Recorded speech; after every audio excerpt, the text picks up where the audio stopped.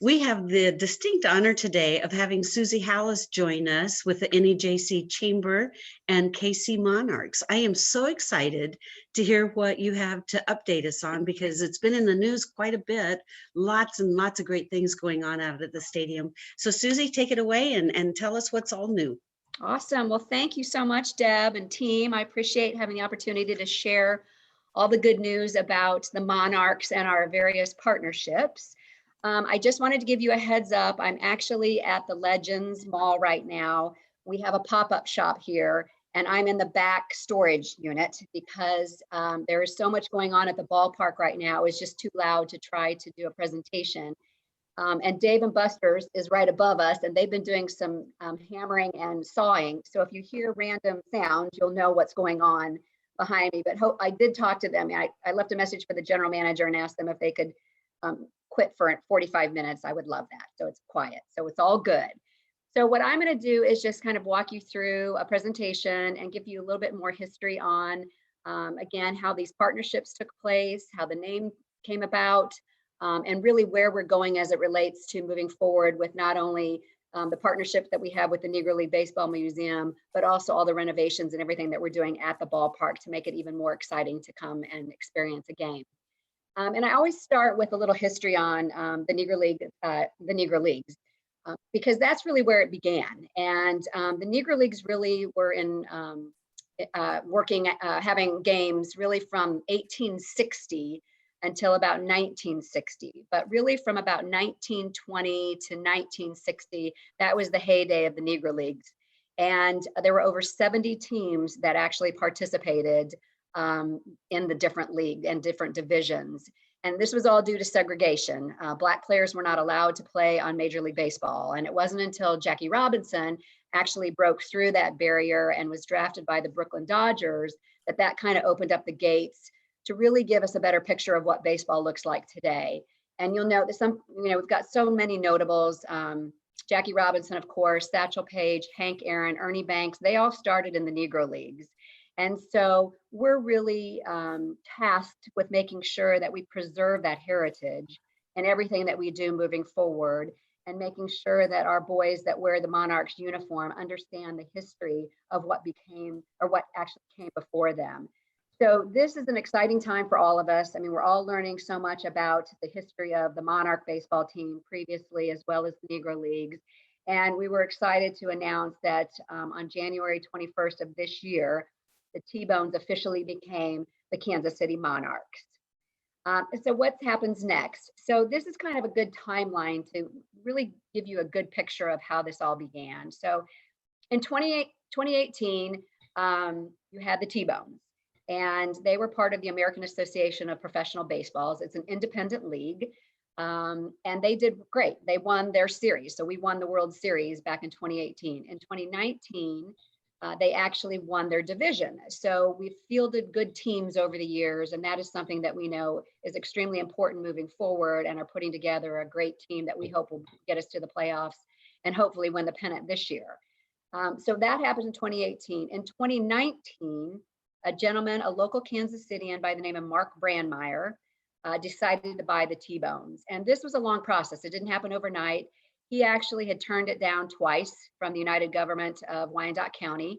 And just, it wasn't something that he was that interested in. But the more he thought about it and the more he talked to the United Government, he realized that, once you lose a professional sport from your city, it's very hard to get one back. An example of that would be the Kansas City Kings professional basketball team. They left 25 years ago, and we have not been successful in getting one back. So he just felt that this team in this area and what it represented in the past needed to be preserved. And so he agreed to buy the team alongside United Government. They actually are our landlord. So they own the actual ballpark. We have an amazing relationship with them. They provided fantastic incentives as far as refurbishments and renovations to the ballpark. And so we work with them really daily on making sure that what we're presenting moving forward is what their vision was as well. So we're really fortunate to have that relationship. And then Major League Baseball partnership was announced. And this is something that's new. It doesn't mean we're a farm team. It doesn't mean we're affiliated with any specific Major League Baseball team, but our players can be drafted by any team. So for instance, our catcher was picked up by the Minnesota Twins a month ago, and we just I don't want to say lost because this is their dream, but one of our pitchers was just picked up by the Miami Marlins. So we're a developmental league. We grow attached to our players, but we're happy when their dreams come true and they get picked up by a major league team. So that is what's happening with that. We are allowed to have the major league logo on our logo or our press releases or anything. Dayton Moore is a very good friend of our owner, and so we're working with them to do some joint events together. And they're a big part of our youth foundation, which I'll talk about in a minute, and helping us get that launched and really work with us on that. So we're excited about that. And then the nice thing about the pause that happened when COVID happened was it did allow us to take a step back. And as a result of that, that's how the conversation started with the Negro League Baseball Museum to become the Kansas City Monarchs. That's also how the women's soccer team, the professional team that relocated from Utah, decided to play their first 2 years at our ballpark. So we are currently set up as a soccer field, and they actually have their first game on Monday night and are expecting about 3,800 people for their first game. We are at 50% capacity right now as it relates to COVID. So we're thrilled that their numbers are that high. So we have the soccer team for 2 years. We talked earlier, they are a female-owned soccer team primarily. Angie Long and her husband Chris are the primary owners. And then of course, Brittany Matthews, soon to be Mahomes, is one of the partners as well. And she is tasked with naming the team. So they kind of decided not to move forward with naming the team yet. They wanted to kind of get their feet wet underneath that, or feet underneath them here in Kansas City before they decided what their official name would be. For now, we're just calling them KC WOSO, which stands for Women's Soccer. So again, they're going to be partners with us. And then again, the Negro League, I talked about that a little bit, and just the honor that they gave us by letting us use the Monarchs name and resurrecting that. A percentage of all of our ticket sales and a percentage of all of our Monarchs merchandise actually goes back to the Negro League Baseball Museum to help with their funding initiatives. So we really are joint partners and include them in everything that we can. Community, this is something that we're getting ready to launch with our 501c, but we are actually going to be starting a foundation that really is targeted to underserved youth in both Kansas and Missouri. And it will relate not only to baseball, but also to softball. And so what we want to do is really give these kids not only the skills to be good ball players, but also the skills to be productive citizens. And you can see some of the things that we're working at. I mean, we're going to start with them when they're young.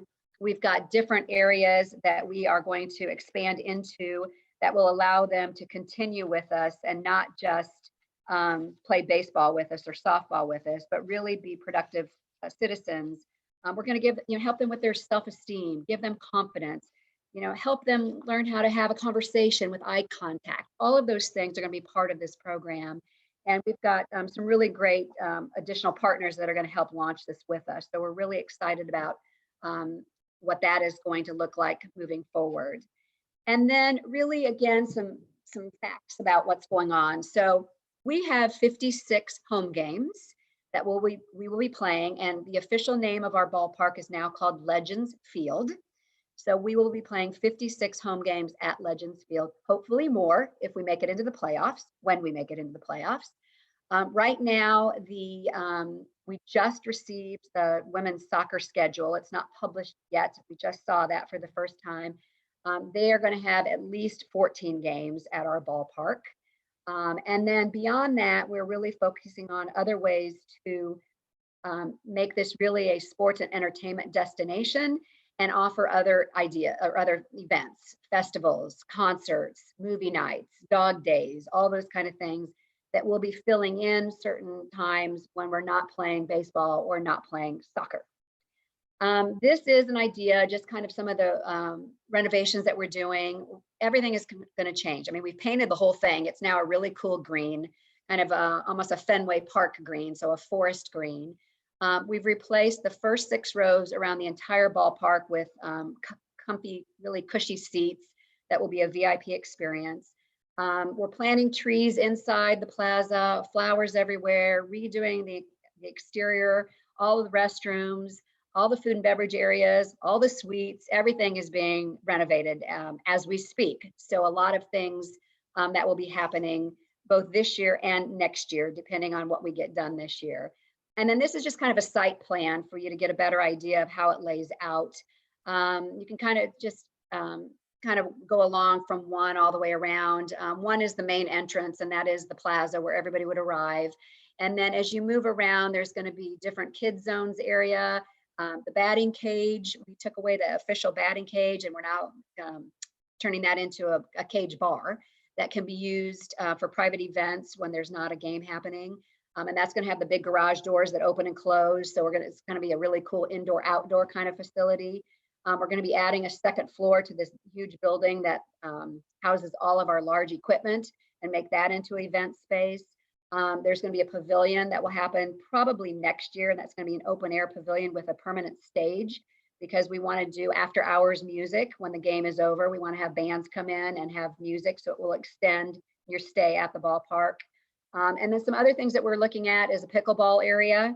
We're looking at 18 holes of miniature golf around the outer part of the ballpark, as well as possibly a dog park where you can actually bring your dog, and there'll be a full bar there, and you can watch the game while your dog plays in a fenced-in area. So a lot of those things, kind of like Barquet, if you've ever been there, we're looking at that kind of a layout when it comes to enhancing the entire area. So, and I'll talk about the Legends Club in a second, but this is kind of a good site plan for what to see what the ballpark actually looks like now versus what it used to look like. So just great renovations happening.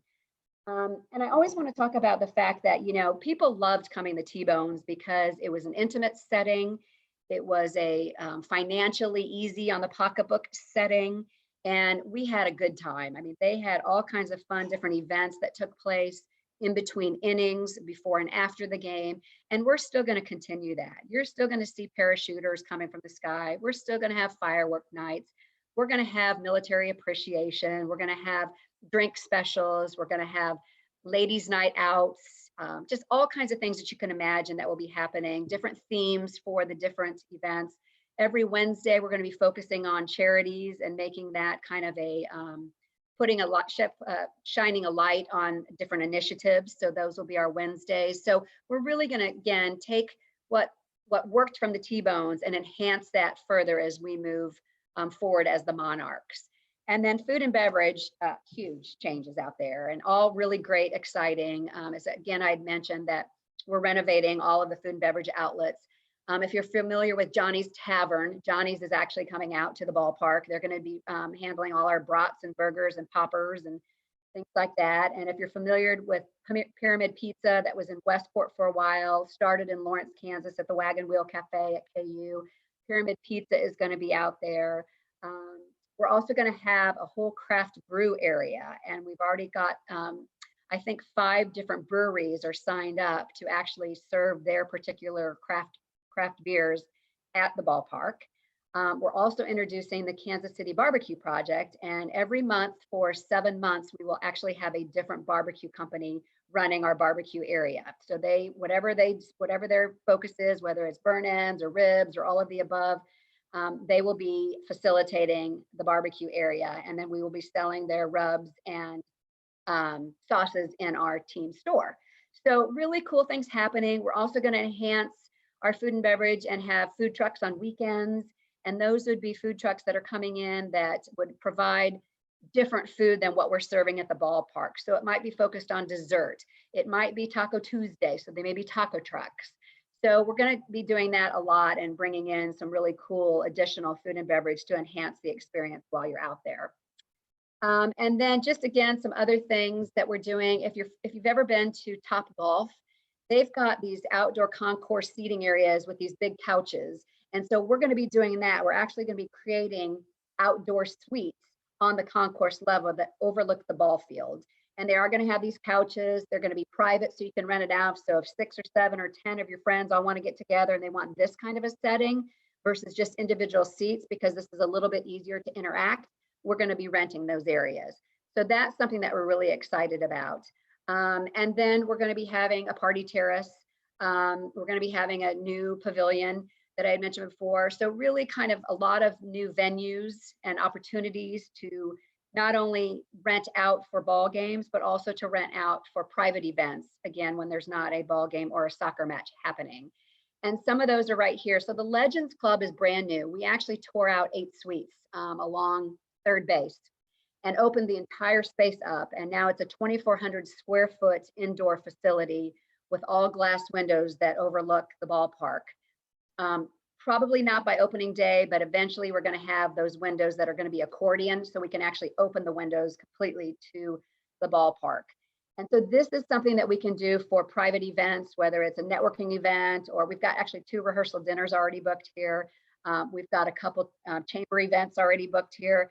So we're really kind of opening this up to the public as far as a wonderful venue. And we'll be able to seat about 150 people at that. So we're really excited about that option, which they didn't have before. And then the pavilion I had mentioned a little bit, that's going to be an open air pavilion with a permanent stage. And that's going to be big. We've got 450 person breakfast happening in that area in September. So it'll be done by then. It's not going to be done by opening day, but it'll be done by then. And that is another area that we can do events for larger numbers to make sure that they have something that's a little bit more private just for them. And again, the stage will allow them to do presentations, and we're going to be using that for concerts. So we really wanted, again, everybody to think of this as a sports and entertainment destination and not just a place to come and watch a ball game. And then another thing that we're working on, and we started the planning of this, and we're hoping that this is going to move forward, is, you know, Kansas City doesn't really have kind of an all-inclusive winter wonderland. Worlds of Fun has been doing something for the last several years. They're not going to move forward with that. Of course, you can get in your car and drive to certain locations and drive through parks and look at the beautiful lights. You can go to Powell Gardens and walk around.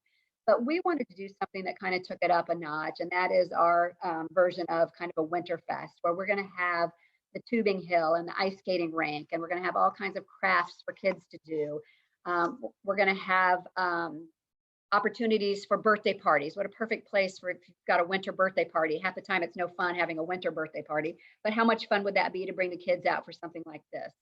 And so we're really excited about kicking this off this year and making this kind of an annual tradition. It would take place from Thanksgiving to New Year's. So more to come on that as we kind of define it, but that is something that we're really excited about presenting to the public soon. And so what can you do as far as helping us out? Share our story. There is so much going on with the Monarchs right now, between the name change and the history of the Negro Leagues and the partnership with the museum and then the women's soccer team. It all kind of came together at once. And you know, all hands are on deck right now for that soccer match on Monday night. And so we're all excited. Everybody's going to be out there from our team. We're going to be welcoming soccer fans. I'm going to be working in the team store. So we're really kind of just embracing this opportunity to showcase our ballpark for the first time to really a different demographic, because not necessarily, you know, people who want to come to a baseball game aren't necessarily also going to come to a soccer match unless you have kids that play both. We're excited to open up a whole demographic to experience the ballpark with the soccer fans. Season tickets are on sale right now. You can buy a full season, you can buy a half season, or you can buy just a mini season, which is 10 tickets. And we're also doing all kinds of sponsorships. We've got people that are doing a full year sponsorship to different companies are doing a one-day sponsorship. And so we've got all different levels of sponsorships available. And then, of course, any events that, you know, that you're thinking of, what a great way to especially ease into gathering together as a community, because we are an outdoor event space. It'll make it easier when it comes to the COVID restrictions. Again, we're at 50% for COVID. We're hoping by the time we open up on May 18th, that will be even less, as far as less restrictions. So we're really moving forward as far as all the positive energy as it goes to that. And then, of course, follow us: Facebook, Twitter, LinkedIn, Instagram. We're on all of those different social profiles, and All kinds of great information comes out. If you become a member of our Monarch Insider, you'll get first look at all the different things that we're doing. We had our jersey reveal last Friday right here at our pop-up shop, and it was fantastic. We had our owner, Mark Brandmeier, wearing the home jersey, and Bob Kendrick, the president of the Negro League Baseball Museum, was wearing the home jersey. And we haven't shown yet our throwback jersey, but it's really cool. So we're doing as much as we can to, not only relish the history of the Negro League, but also to kind of bridge Kansas and Missouri. We're in Kansas, the Negro League is in Missouri. So this is an opportunity to really kind of bridge the two and cross over state lines and do everything that we can possibly do together. On May 8th, we're going to be at Union Station for Fan Fest. We're doing our own Fan Fest. That'll be the first time that our team will actually be out in public. So that we're excited about. And on May 11th, we're actually doing a really cool event. We're taking our team to 27th and Brooklyn, which is where the original Kansas City Monarchs actually played baseball. We're going to do a photo op there and give a little history of that area. And then we're taking them all to the Negro League Museum and doing a quick private tour with them, really so they can understand the history of what it means to wear the Monarchs on their jersey. And then they literally will walk right out the door. Behind is it used to be municipal ball field. It's now the urban youth ball field. And they're actually going to be playing a baseball game back there. And we're bringing in a lot of urban kids from both Kansas and Missouri that are in little leagues. So we're just doing some really cool things all around town. On May 18th, opening day is Greater Kansas City Day. We've adopted that. The Royals have done it for years, and now the Monarchs are doing that. And so on that morning, you will see Rotarians from all the different chapters out.